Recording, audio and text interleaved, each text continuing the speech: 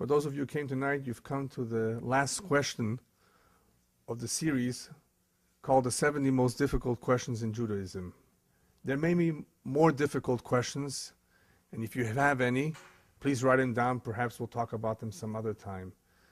But the list that I've compiled pretty much consists of very difficult questions that many of us perhaps have wondered as to the answer, some explanation. We began with questions like creation and evolution. We went on to dinosaurs, what happened to them. For those who have not heard it, Baruch Hashem, they are recorded. They are on video. You can see them on the internet, on our website, toraor.net. And B'ezrat Hashem, we will be continuing with the lectures. We will, B'ezrat Hashem, be going on to something else after Pesach, hopefully, unless we're by then in Israel.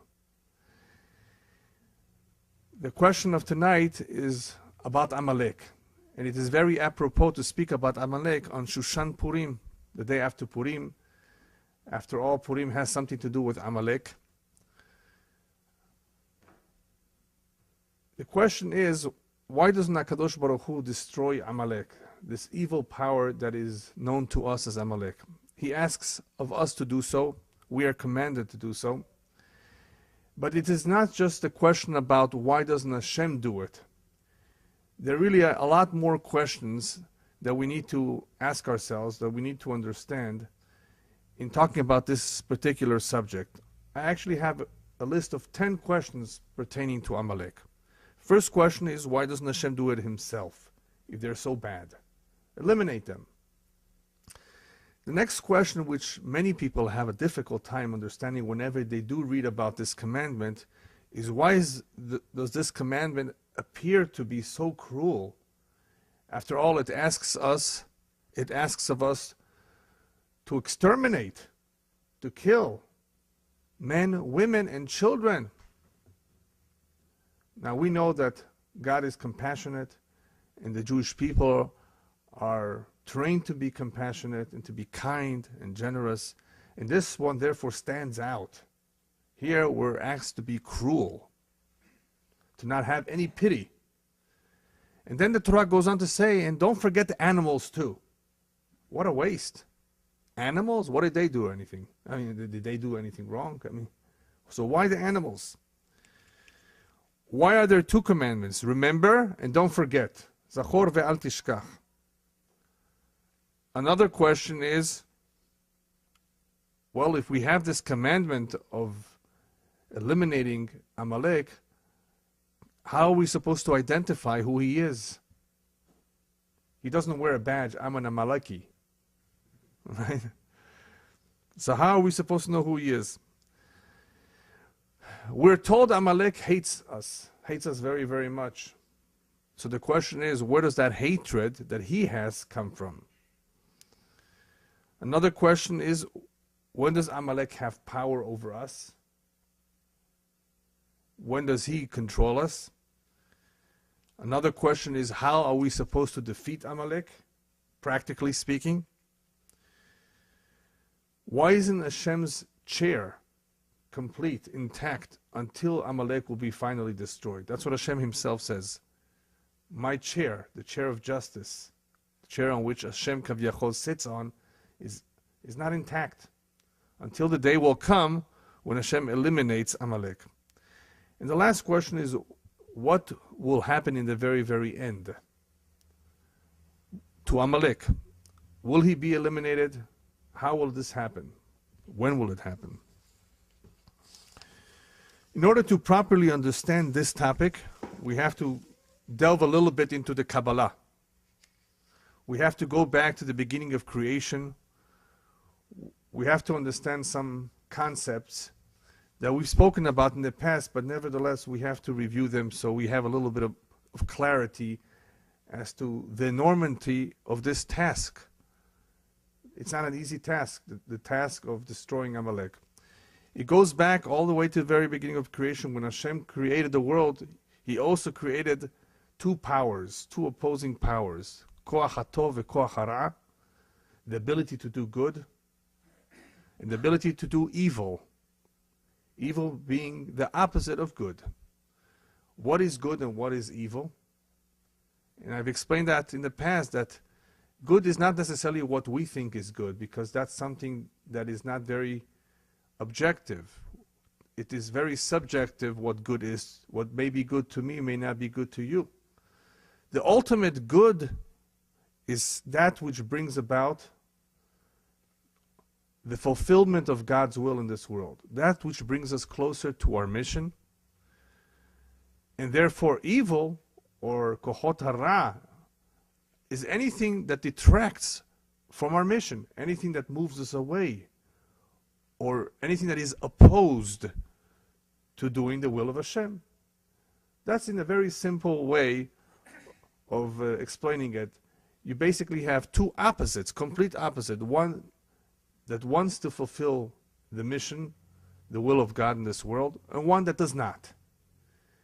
And God created these two opposites in order to allow for free will. In order for us to have true free will, there has to be two opposites that will continuously attract us, tempt us, confuse us.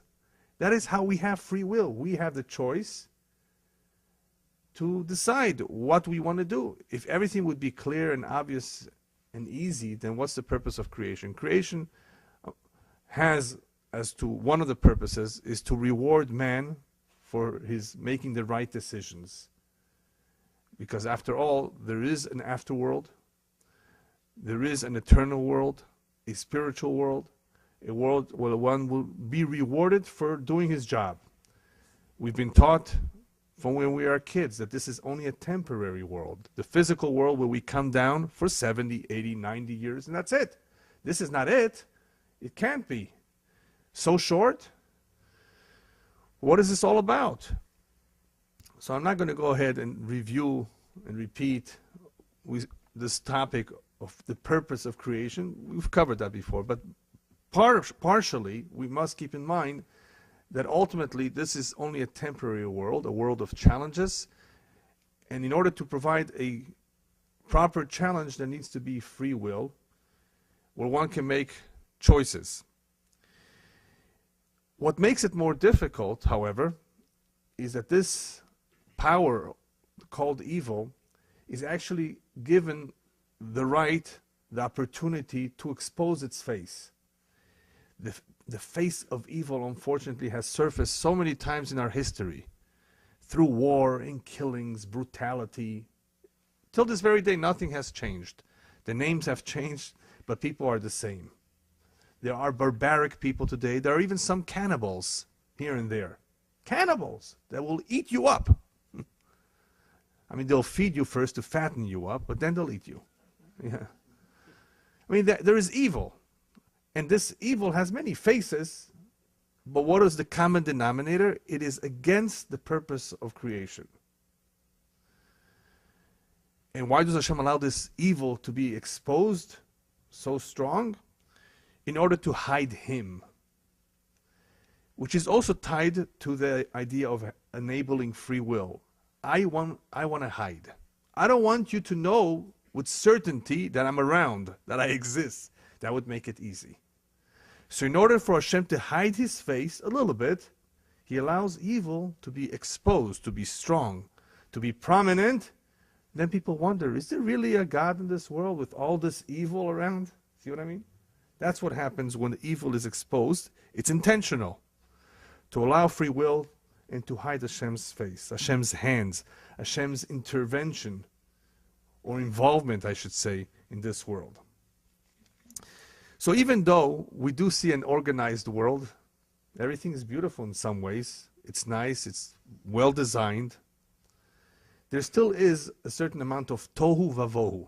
If you read the very beginning of Bereshit, you come across the words tohu vavohu, that right in the very beginning, before creation, before form and shape took place, the world was empty, void, right? Confused. In other words, everything was a mishmash, as they say, until Hashem made an order. He separated light from darkness, separated good from evil. Separate male from female. See, everything is two. A two. Day, night, good, evil, purity, impurity. So even though God created the world and organized everything and separated everything perfectly, he allowed man to bring about tohu vavohu again. He allowed man to bring about confusion and emptiness once again into this world. Even though man builds and engineers skyscrapers, those all kinds of things, and some of them are good and beneficial, he also has the ability to do evil. And part of that evil involves bringing about that emptiness and confusion to the world. And what is emptiness? Emptiness of faith, emptiness of belief in a supreme being. A life, a world which is devoid of a boss. You're onto yourself. A life which is devoid of any meaning. That's tohu vavohu, confusion. Who's to say I'm right and you're wrong? Right and wrong are confused. There's a lack of clarity. Guilty is man for doing that. Because in the subconscious mind, we have a soul. And the soul does know right from wrong. To an extent. It doesn't always have clarity. It cannot always judge perfectly. But given time, given honesty, and given some guidance, any human being, Jew or non-Jew, can come to the truth, can come to know the truth. But unfortunately, man in his power, in his evil power, has chosen to engender, to bring about a tremendous confusion into the world and all this emptiness, especially in the generation of Mashiach, an emptiness of the belief in God.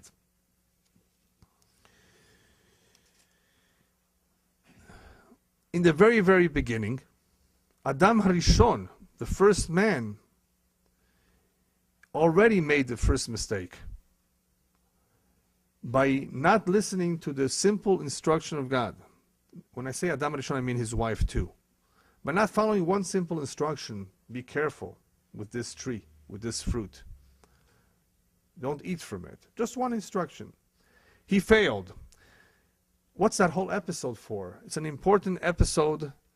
It's not just a story about a serpent enticing, luring a man and woman to go against God's wishes. It is a story of creation. It is a story of humanity. There is an enemy out there who's against you. He's against God. God created him. But he's an enemy. He's a serpent. That's his name in the very beginning of Bereshit. Who is he really? He is the Yetzer Hara. He's the Satan. He's the Malach HaMavet, the angel of death. He has various names depending on his job. And that's his job, basically, to lure you away from your mission. And Adam Harishon made a mistake which many people make today.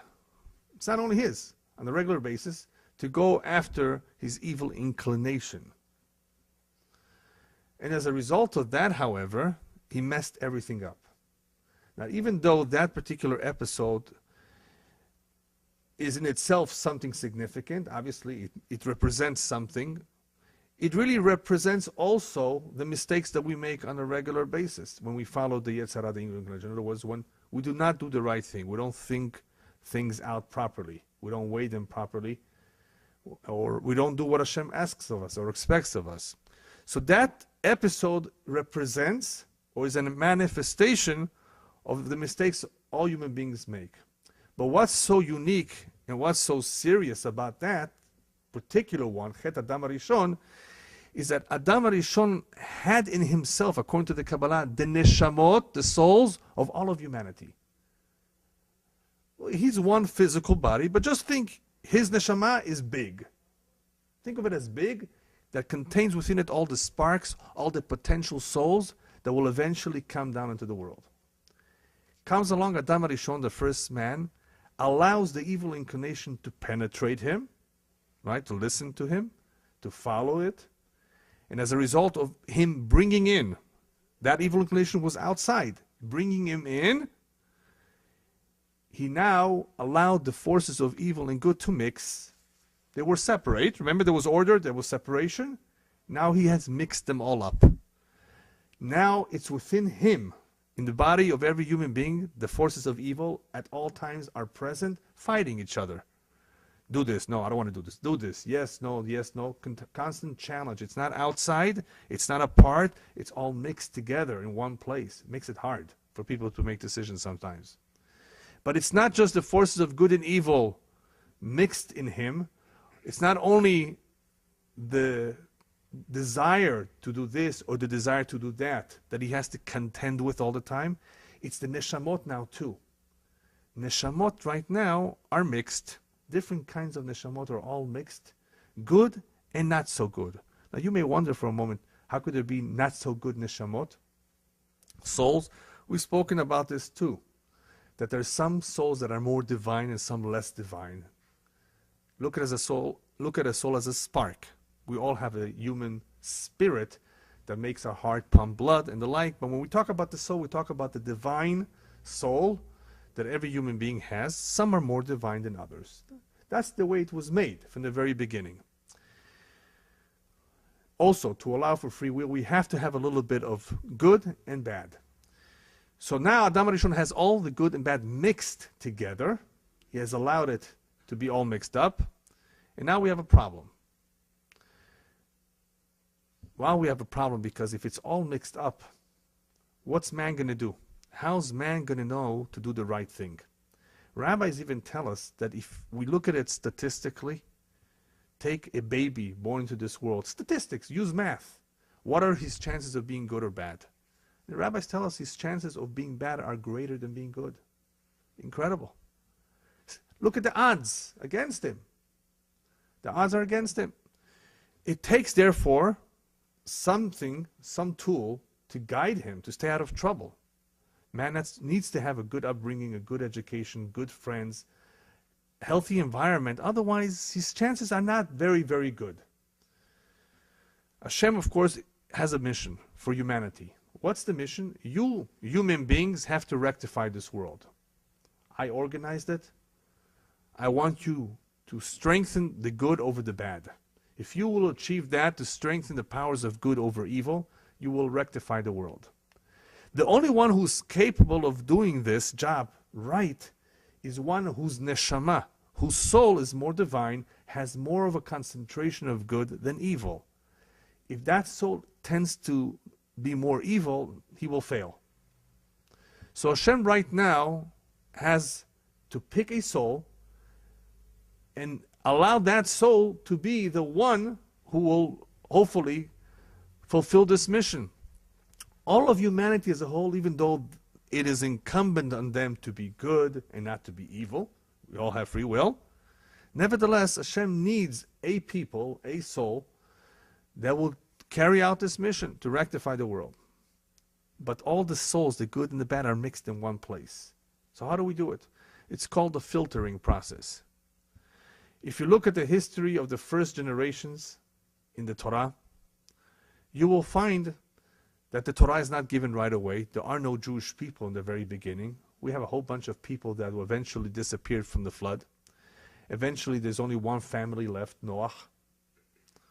And even Noach doesn't get the Torah, neither does Avraham Avinu or Yitzchak or Yaakov.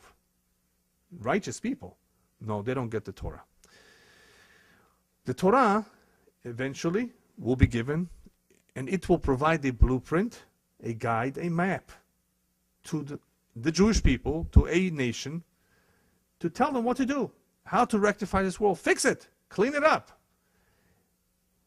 Give the koach of the tov, give the powers of good, more power over the powers of evil. And you can only do that, you can achieve that through the Torah, through the fulfillment of mitzvot.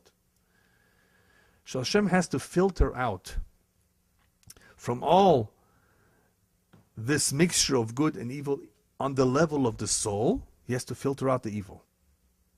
So he starts removing, generation by generation, a little bit of the evil. Let's begin with Avraham Avinu. Of all of Terach's kids, Terach, the father of Abraham, only Avraham was a real believer, 100%. Discovered Hashem, discovered God, right? Eventually taught it to other people. The entire his life was devoted to acts of goodness. Great. Is Abraham purified, completely filtered? No. He has a few kids. He has a Yishmael. Yishmael is not the best candidate. Yitzhak is much better, right? We all agree.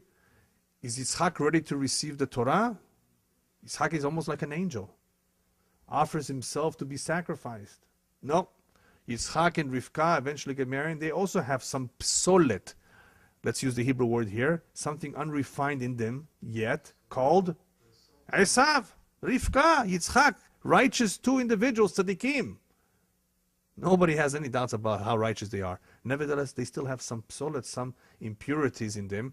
And those impurities are removed in the name of Esav. Finally, Yaakov arrives at the scene. Yaakov is much purer.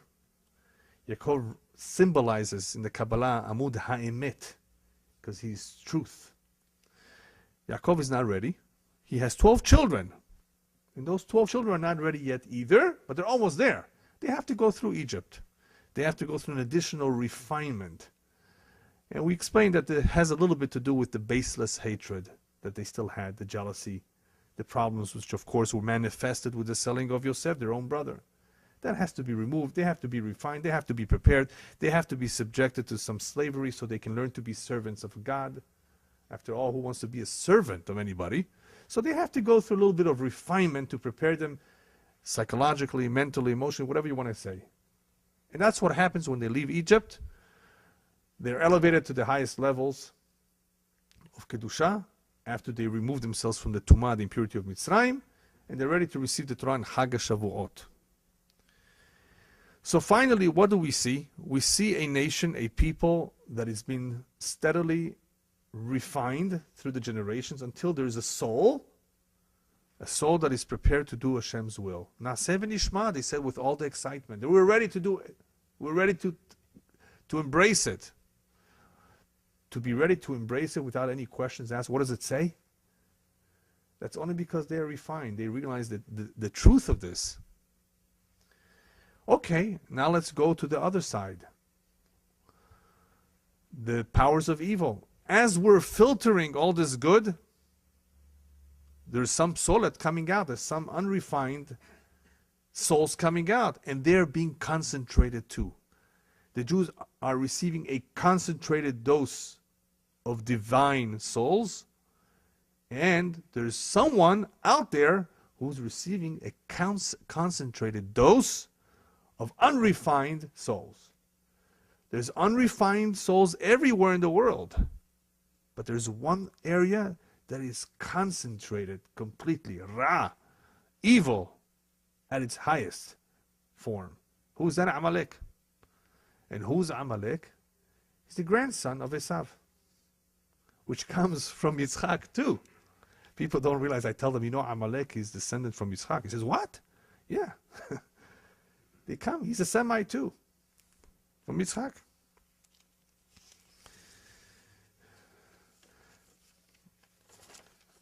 So now we have a problem. We have a concentration of evil out there, and we have a concentration of good. And guess what? Amalek will therefore become the arch enemy of the Jews. Just like we have our Torah that tells us what to do, they have their own Torah. What's their Torah? The Torah is to oppose our Torah. It's to go against everything that we are for. It's evil. Remember, it's evil concentrated. It doesn't therefore tolerate, doesn't feel comfortable in the presence of good. Real evil cannot take it when there is a presence of good. That's just the nature of evil. Real evil, concentrated evil. People, remember, are mixtures of everything. But the real evil will not tolerate the Torah, the philosophy, the teachings of good, of being humane, of being nice, compassionate. You say, why not? No, there is an element out there in the world that will not tolerate it, and that's called Amalek. Okay. This Amalek, how is he presented in this world? How does he manifest himself? Where does he draw his power from? The Kabbalah teaches us that every nation in this world has a sar, has a minister, an angel. That's where it derives its strength, And as we all know, all the nations that existed once upon a time, the Babylonians, the Persians, the old Persians, the Greeks, they disappeared.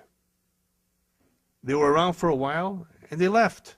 Their Tsar, their minister, weakened, fell, eventually being replaced by someone else.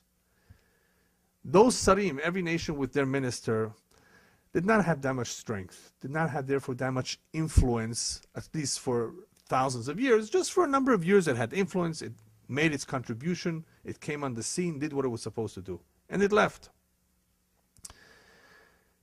For some reason, we have here an Amalek that's been around for a long, long time. Just like the Jews.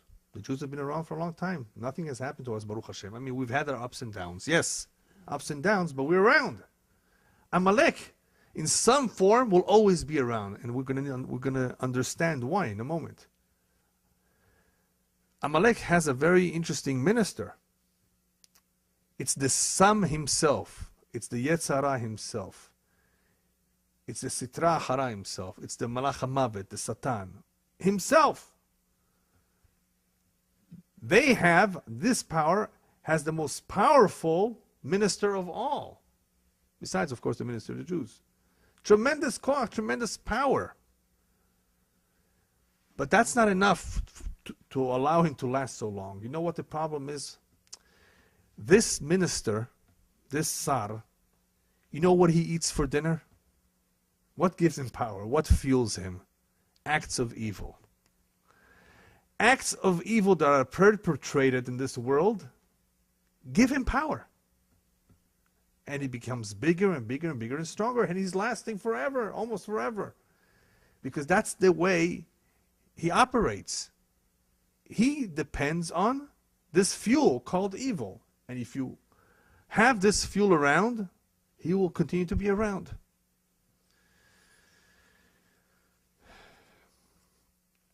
So the longer he is around, the longer evil, of course, will be around, because he is a manifestation of evil too. So why doesn't Hashem destroy it? Right? That's one of our questions.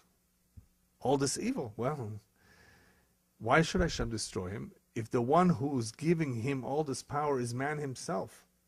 Man is the one who's giving him this power, allowing him to continue to exist. It is man's job, therefore, to destroy him.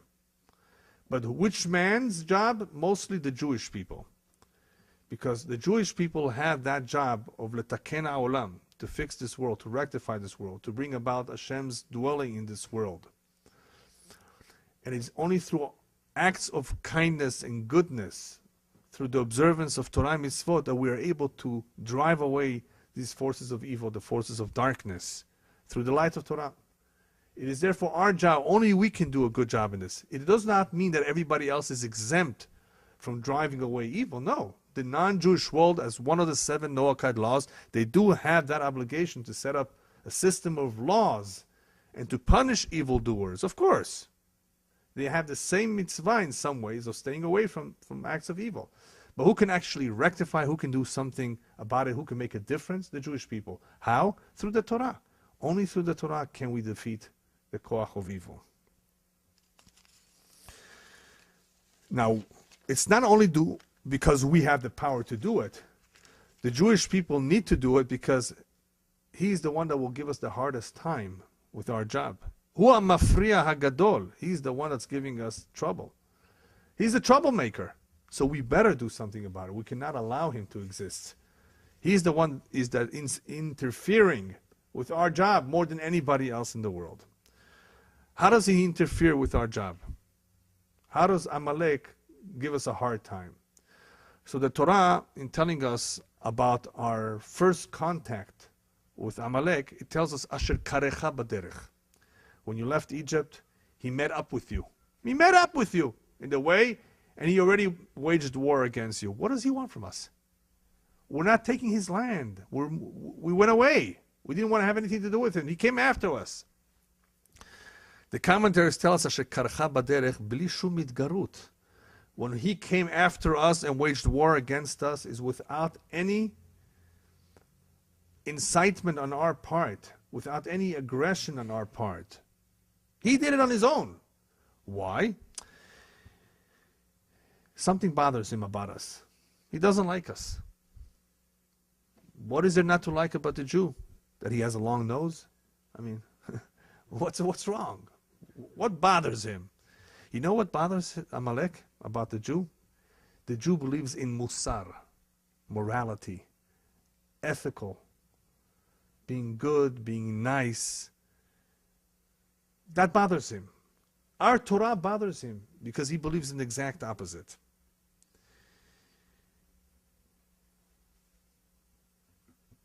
Anyone who read Mein Kampf from Hitler will find something interesting.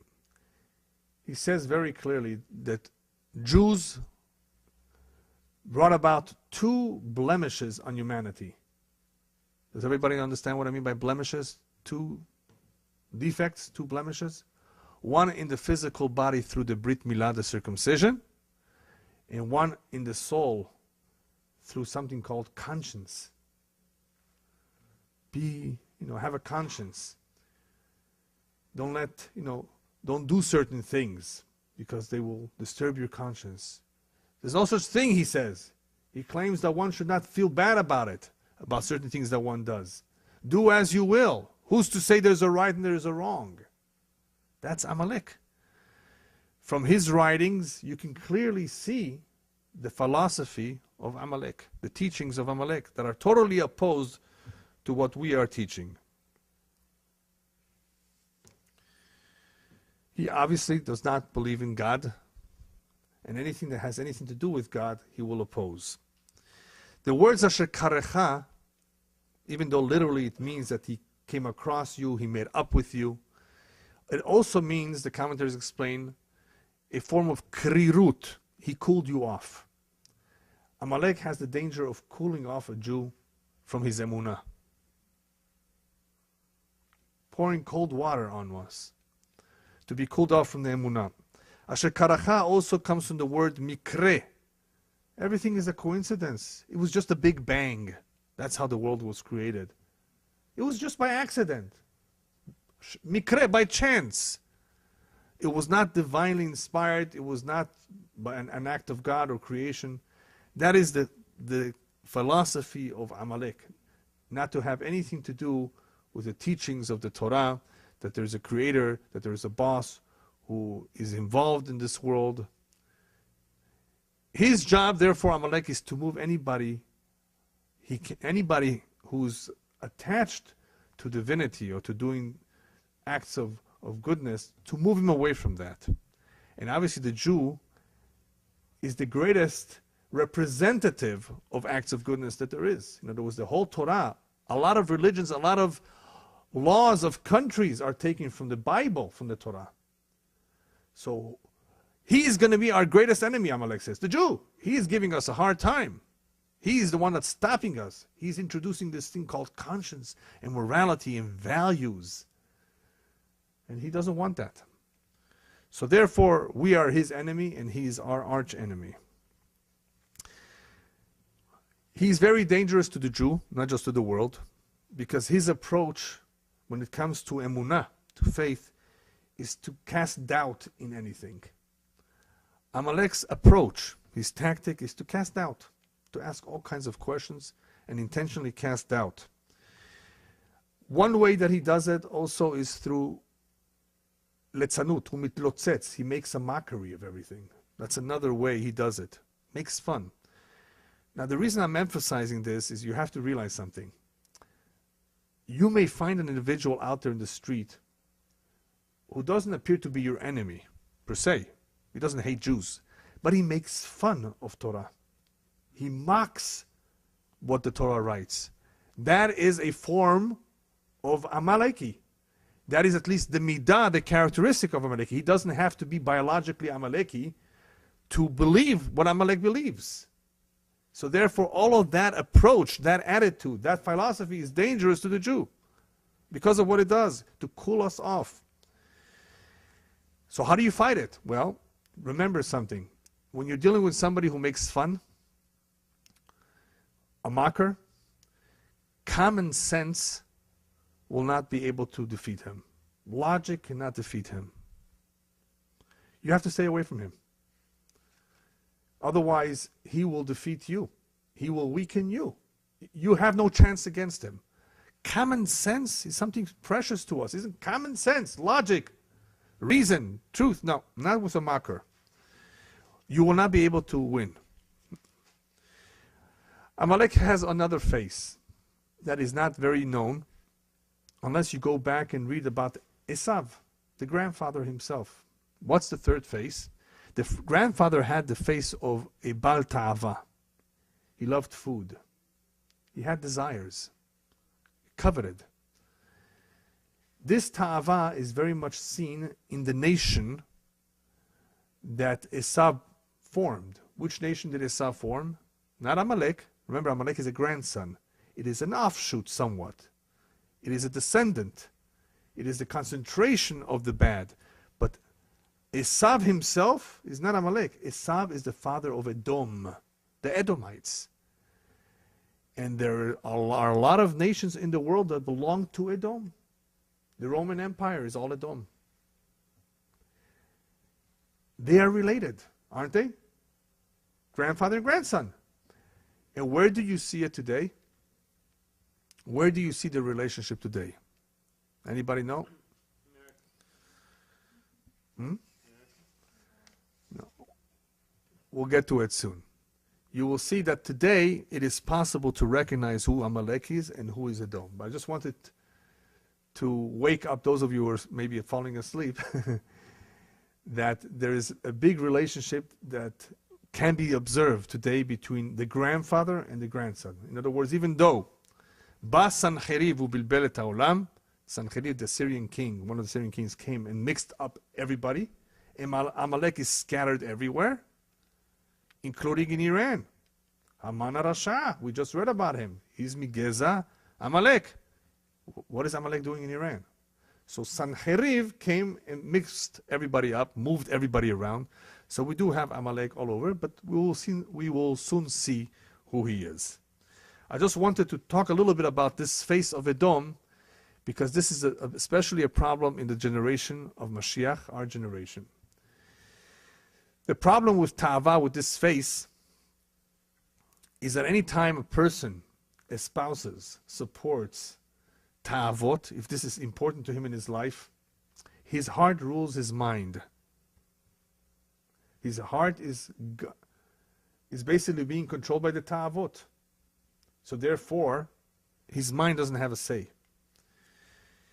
Therefore, any time the mind does not have too much of a say, the truth can never come out.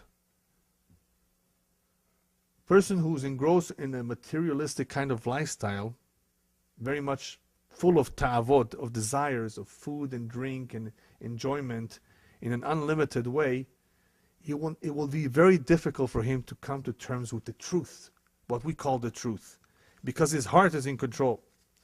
When a person's heart is in control, his views can be easily distorted. Views, an intelligent man, he's an intelligent man. He has the faculties to be able to discern between right and wrong. But will he be able to? Will he succeed? No, not necessarily. Anytime a person has his own agenda, has his own personal interests, has all these physical desires of this world, he cannot think properly. His mind does not have full control over his heart. What we see so far is that Amalek is not only a nation, which I will tell you who it is soon. Amalek is also a midah. It is a form of life. It is a philosophy. It is a characteristic. It is something that it can exist even amongst Jews. Certain characteristics that really belong to Amalek. Therefore, the Jew, in being instructed to eradicate this Amalek, is being instructed to eradicate this from himself too. To eliminate any vestige, any characteristic that really does not belong to him, that it really is a form of evil, that is Amaleki nature. How does he do that? Only through the Torah mitzvot. Only by fulfillment of mitzvot, by studying the Torah, can he drive away these midot. Okay, Now that we know how bad Amalek is, what he stands for, what he's trying to promote, now we've really come to one of the biggest questions of tonight. Why be so cruel to him? Get rid of all of him, men, women, and children. Ugh. Some people accuse us of being those who believe in genocide, chas v'shalom.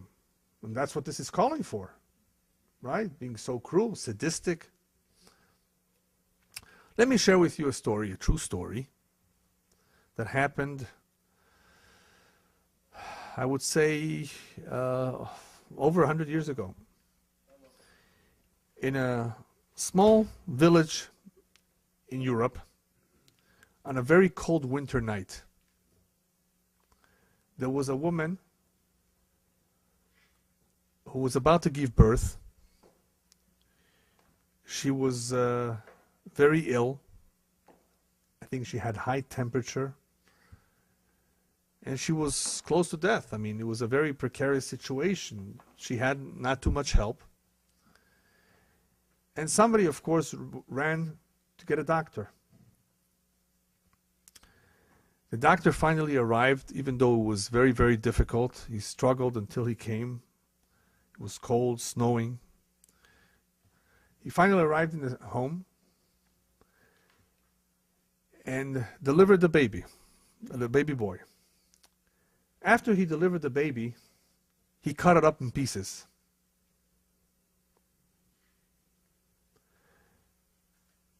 Cut it up in pieces, stepped on it, and threw it in the garbage. What would you say to this doctor? Is he cruel? Huh? What would you say? Did he do a good thing, a bad thing? What does this kind of an act appear to you? What? Evil? Yeah. Well, what if I were to tell you that that baby was Hitler? Would you still say the doctor is evil for doing that? He had knowledge. This is a true story, but the baby wasn't cut up. We wish he was. The baby survived. The doctor was Jewish. He didn't know what he was delivering. But had he known, if he would have cut him up, he would be fulfilling a mitzvah. Wouldn't he? Okay. Baruch Hashem, we all agree on something. Because now you will understand this story, which is a true story, except for the cutting up, will help you understand what the Medrash says about why we are so cruel. We are cruel to Amalek. We need to be. Because that is exactly what they would do to us if they had a chance. If they had a chance, if Amalek has a chance, he would destroy the Jewish people, chas v'shalom.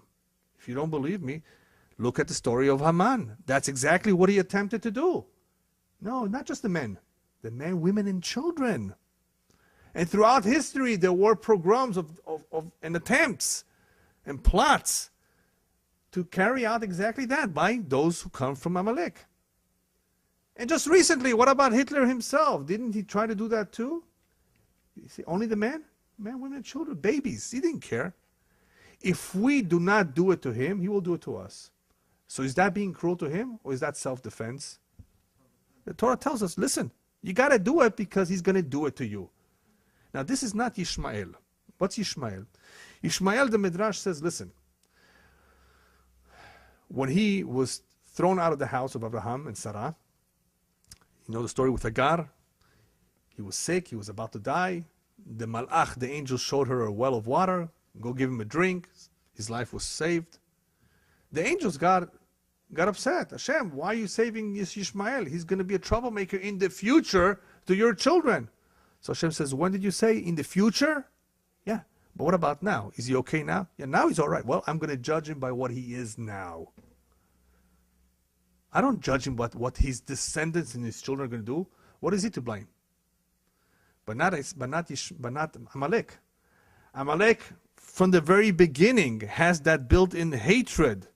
He is the concentration of hatred. It's all there. It's not some good and some bad. Okay, I'll think about it. This time I'll let you go. No, this is the concentration of evil, the greatest evil, the arch enemy of the Jew. What difference does it make if it's a baby or if it's an adult? It's the same thing. This baby will eventually be an adult, and this baby will eventually try to harm you. Do it to him before he does it to you. And you better do it, because he is your enemy, sworn enemy. So because he is your sworn enemy, guess what? He has to be to you a sworn enemy too. You understand? That's the idea, the basic idea of why there's no pity whatsoever. But what about the animals? Well, animals can easily steer our feelings. Well, they didn't do anything wrong, poor animals. Look at all these animal lovers running all over the world to save the whales. Well, they're doing a good thing. You know, I actually think that they have the right to do so. You know, whales are not fish. There's only a limited numbers of them. Fish have a blessing. They will never become extinct. You know why Hashem gave a blessing to the fish, that they should never become extinct? Because the Japanese are going to eat sushi. So there has to be a blessing and an abundance of fish. But that is not to say that all other animals have the blessing, and animals can become extinct. Anyway, so why get rid of these poor animals? Hashem did not want to leave any opening whatsoever for pity on anything that belongs or is associated to Amalek. Oh, what a waste. Let's keep the animals. That's the mistake Shaul Amelech, Shaul the king, made this mistake, the first king of the Jews, a righteous man, a saintly man. But he had cheshbonot. It was politics. Cheshbonot, politics. All kinds of calculations of why yes, why not, why save him, maybe yes, maybe not. He started making derashot in his mind about why it's okay. And Shemuel says, you made a terrible mistake. You went against God's will. Why did you allow your own cheshbonot, your own calculations to interfere? He lost the malchut. He lost the position of being king. He was killed with his children. But worse than that, the rabbis tell us whoever has pity on the cruel will eventually become cruel on those who deserve compassion. Shaul HaMelech had pity on Amalek. He eventually was driven crazy by some spirit that unfortunately made him so crazy and so cruel and sadistic that he killed off an entire city of Kohanim, Nov, Ira Kohanim. How come? How does this happen? Rabbi tells you, if you are compassionate, you have pity for the cruel, you will eventually be cruel over the pity, over those who you need to have pity for and compassion. How come? Through this mitzvah of Mechiyat Amalek, of eliminating Amalek, or erasing his name, Hashem wants us to remember that the best way to love what Hashem loves is to hate what Hashem hates. If you hate what Hashem hates, you will come to love what Hashem loves. That's the way the system works. In order to truly love what Hashem loves, you have to hate what He truly hates. And Hashem hates Amalek.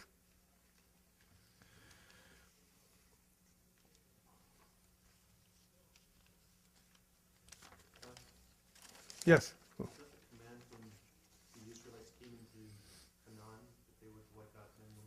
That is one of the commandments. I'll talk about that in a minute. Yeah.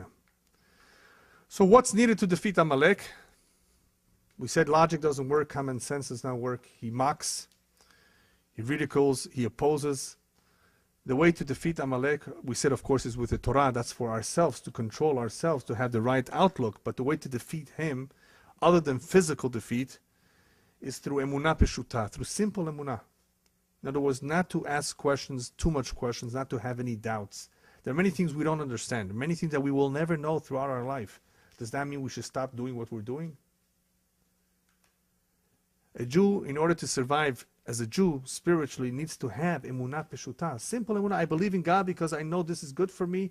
I know He exists. I don't understand everything, but I know it's for my own benefit. He created the world. He gave me this formula, this lifestyle.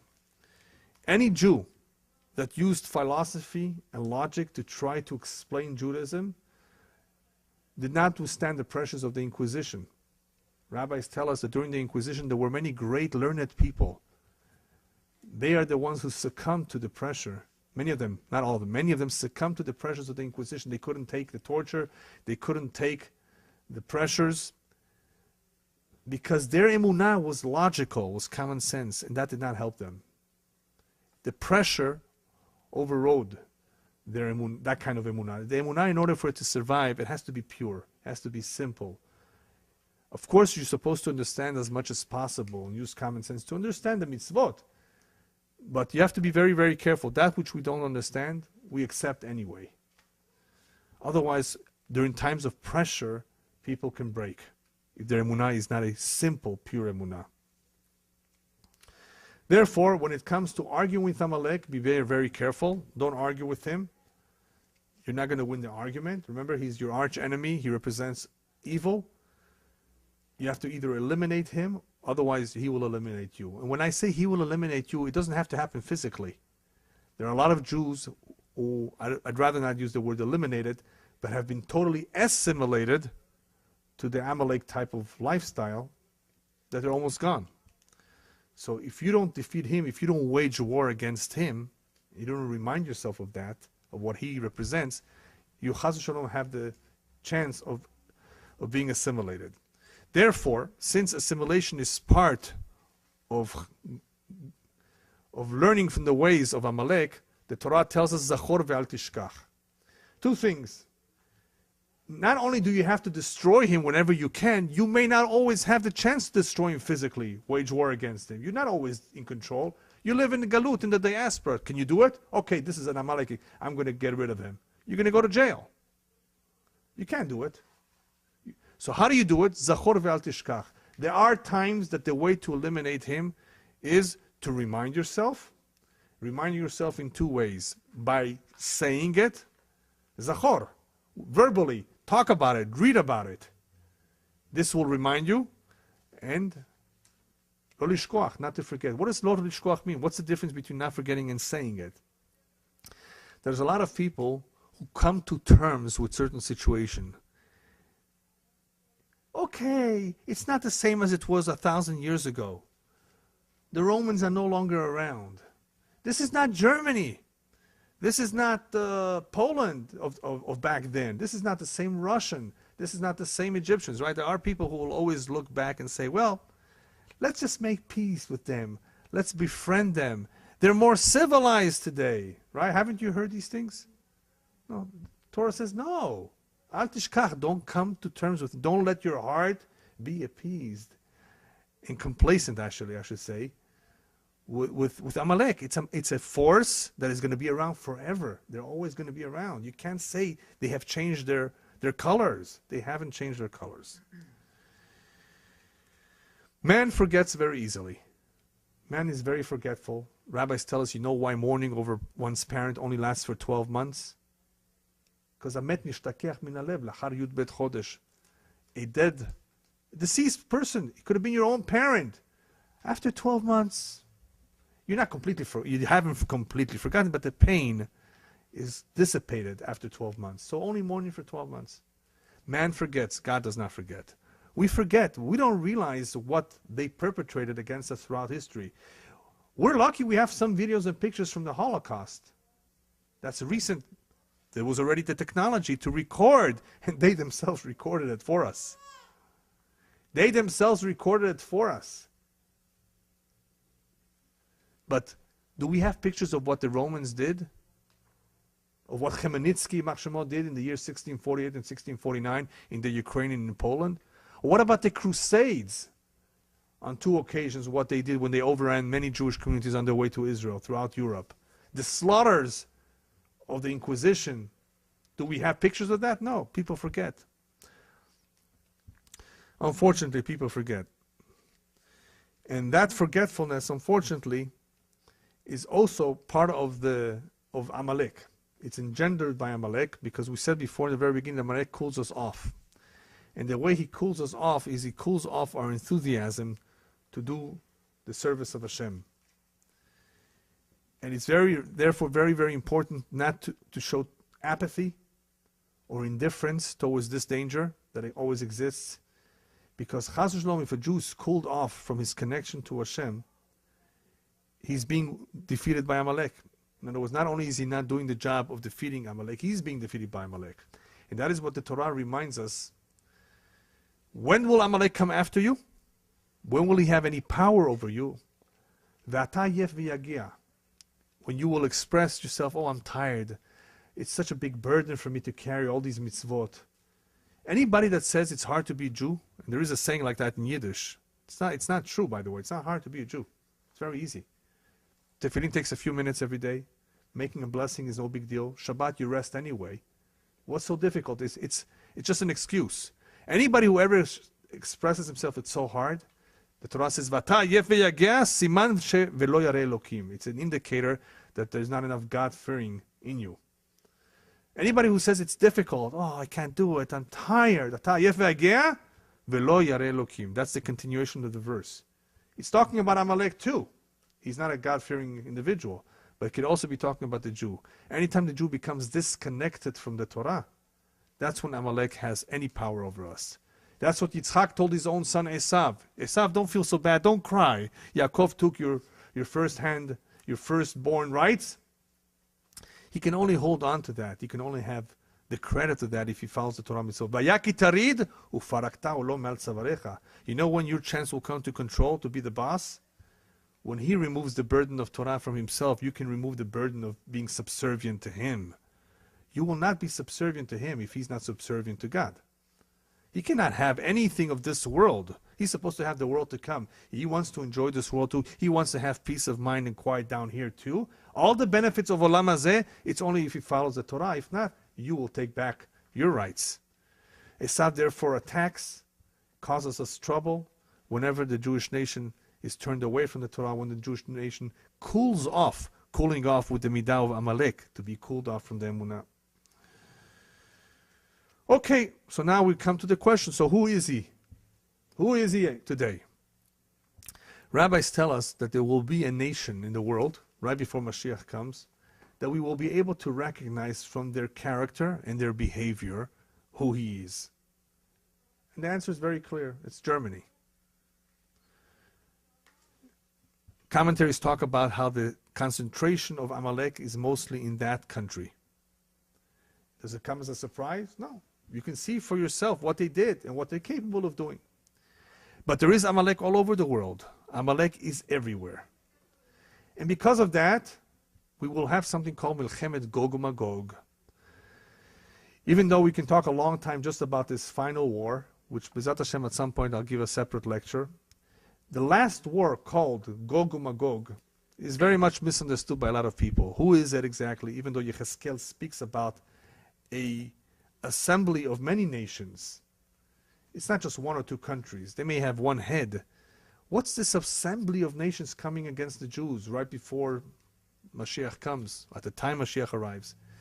The assembly of the nations against the Jews is the assembly that Hashem is putting together of all the evil sparks that are scattered all over the world, in all these nations that contain Amalek, leva'er otam mi'aolam, to destroy them and completely eliminate the Ra once and for all. Hashem will do it. Now he hasn't been doing it because he wants us to do it. It is our job to drive evil away. But eventually, Hashem of course will do it. Hashem, when he gathers all these nations in the world to come against Israel, against the Jews, he's gathering all the nations that have concentrations of evil. Nations that have perpetrated evil against the Jews in the past, that we have forgotten about them. Oh, you mean Luxembourg is too involved in this? Well, maybe Luxembourg has something to do with it too. We don't know. Hashem knows. We forget. Human beings forget. Hashem does not forget. He knows where every spot where Jewish blood was spilled. He remembers it.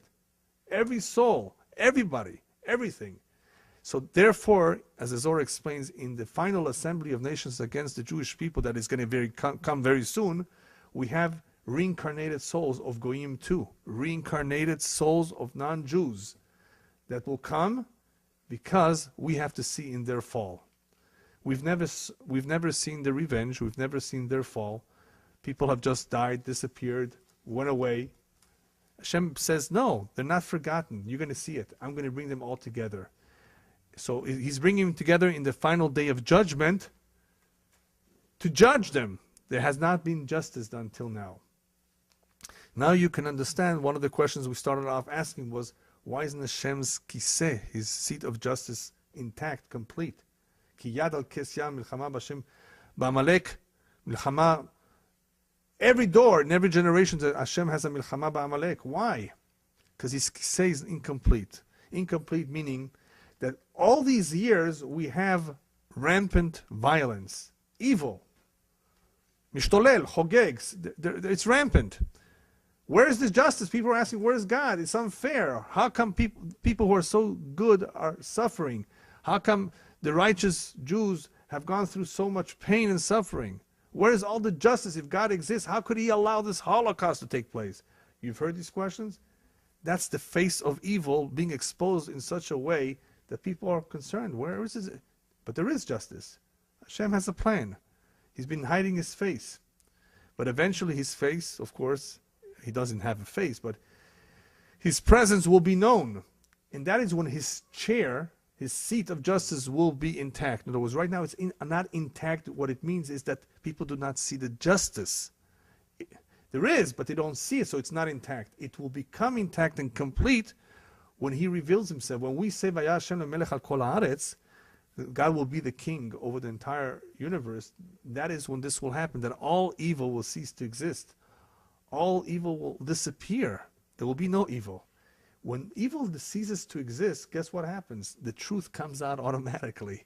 Right now the truth is being buried or confused, not allowed to become prominent. All these non-Jewish schools here have a hard time even putting in the books of biology other than evolution. Oh, by the way, there's an opinion that God created the world. Oh no, chas v'shalom, separation church from state. Don't mention the word God in any book in public school. Never. Okay, let them give their opinion. It's just an opinion. No. We're going to give only our opinion, the opinion of Amalek. Evolution, you came from a monkey. You came from nothing, from a big bang. That's what they want you to hear. When, of course, all the powers of evil cease to exist, then the truth will become obvious. What's the difference between Edom and Amalek? We spoke about Edom being the grandfather of Amalek. Amalek is Germany, so who's Edom? Edom includes most of Europe. It includes the United States of America. It's the Roman Empire that was never destroyed. How do we see it? Look at World War II especially. Edom is Italy. That was the seat of the Roman Empire. And who was the friend of Germany? The best friend of Germany was Italy. Isn't that funny? Italians and Germans should be friends. What does pizza have to do with Volkswagen? Right? What does Italy have to do with Germany? If you think about it, they're very opposites. The Germans are yekes, cold. When it comes to being nice and friendly, the Italians are very, very different. Warm-blooded, completely different. What does an Italian have to do with a German? If you tell me Austria, you tell me France, I can still understand. I can better understand England being a friend of Germany than Italy. But for those of you who don't understand that Italy is the seat of the Roman Empire of Edom, even though Edom is scattered, many other nations today that speak Latin languages, that have something of the Roman Empire, including America, they are first. So Edom is everywhere, and the United States of America is also part of Edom.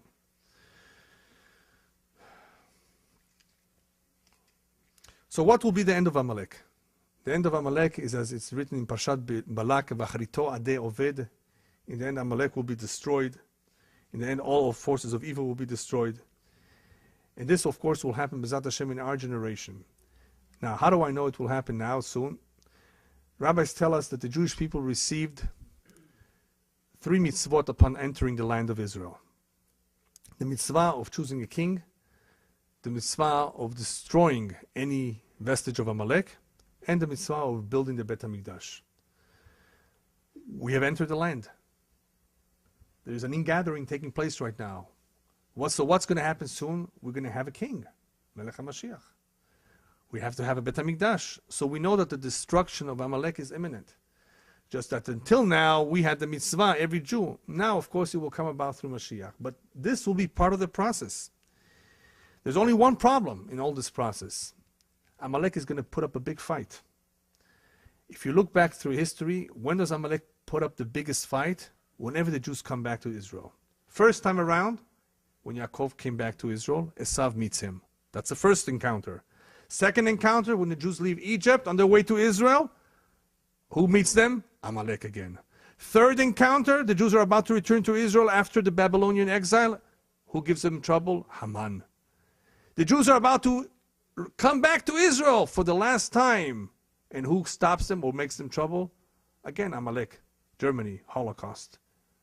All the times, the major encounters with Amalek was right before we come to Israel. Because they know they're going to be destroyed. There's an accusation, Chas v'shalom, against the Jews. What power do they have? Why should they be allowed to come? There's a tremendous commotion upstairs in the heavenly courts between this tremendous power, this powerful minister called Saro shel Amalek. I don't even want to say his name. Very powerful. He's not going to give in so easily. A third of the Jewish people were killed in this Holocaust. A third of 18 million Jews before World War II, 18 million. 12 million remained. You know what it is? He got away with a third? This is not just a few thousand Jews here and there. This is 6 million. Nobody can do that. Only Amalek has that kind of power. But he's not going to get away with it. We know that soon it will be his turn to be destroyed. But in the meantime, there's a tremendous amount of a struggle between the forces of good and evil all over the world. I'd like to end that in order to be able to be on the side of good and not evil, as you know, one of the things that is the most difficult during the days of Mashiach is emunah, that we spoke about, having pure faith, relying in Hashem. One of the things that can help us avoid falling into the trap of Amalek is to stay away from gava, from arrogance. Arrogance, unfortunately, has not allowed many, many Jews to get closer to Judaism. In order to really see the truth and the beauty in the Torah and Judaism, you have to be a little bit humble. Wait a minute, this made so much sense to my forefathers. They were willing to give their lives. Doesn't it deserve a fair chance to be examined? What's holding people back is either they're very arrogant, they think that they're smarter than their forefathers, and they consider their forefathers primitives, or they have the midot of Amalek that we said before. They have the ta'ava. They have the desires, the pleasures that they want to enjoy from this world. Anybody who's already assimilated into the lifestyle of Amalek is going to have a hard time. But if he's humble, at least if he's humble, he has a better chance. He's going to say to himself, wait a minute, I'm not smarter necessarily than they were. There were a lot of great giants, rabbis who were so smart, who knew everything. They deserve a chance too. So a person who's humble has a chance to do teshuvah. A person who's arrogant will not have an easy chance. And that is why it's not surprising that one of the things that Hashem brings about before Mashiach comes is the collapse of the economy. The collapse of the economy is because money has made people arrogant. Money is a source of ta'avot, of desires and pleasures. All of that is the koach of Amalek. And Hashem is about to destroy that koach, and he begins with the money, that golden calf that unfortunately many Jews have worshipped, or many Jews at least were misled by. That assimilation that has occurred now has cooled a lot of Jews' emunah, faith in him, because they're too busy making money. Money, I need a home, I need a latest car. All this is Amalek. And unfortunately, many Jews got caught up in this. So Hashem says, listen, I'm about to destroy all of that. And he begins with money. So it's important to be very, very careful these days with having the right emunah, the right approach, the right attitude. Not the attitude of Amalek, but the simple and pure attitude of doing what is good and right in the eyes of Hashem.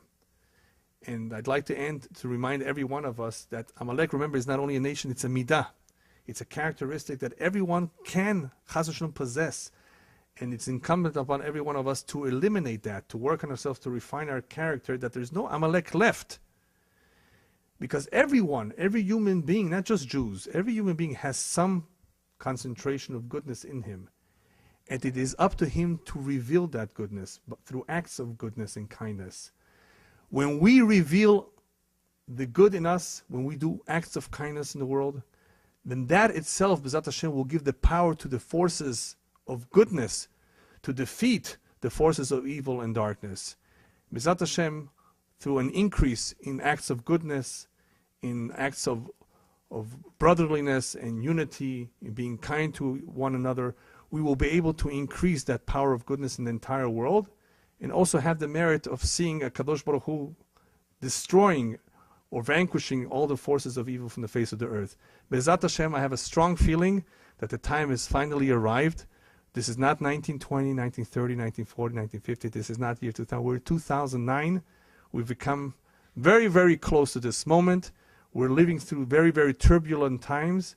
And those who will survive, Be'ezrat Hashem, will be those who have strong emunah and clarity that HaKadosh Baruch Hu is the boss. And soon, that clarity will reach the entire world, and Hashem, Be'ezrat Hashem, will be a king. Vaya Hashem lemelech al kol haaretz, vayom hahu yeh Hashem echad, u'shmo echad. Amen.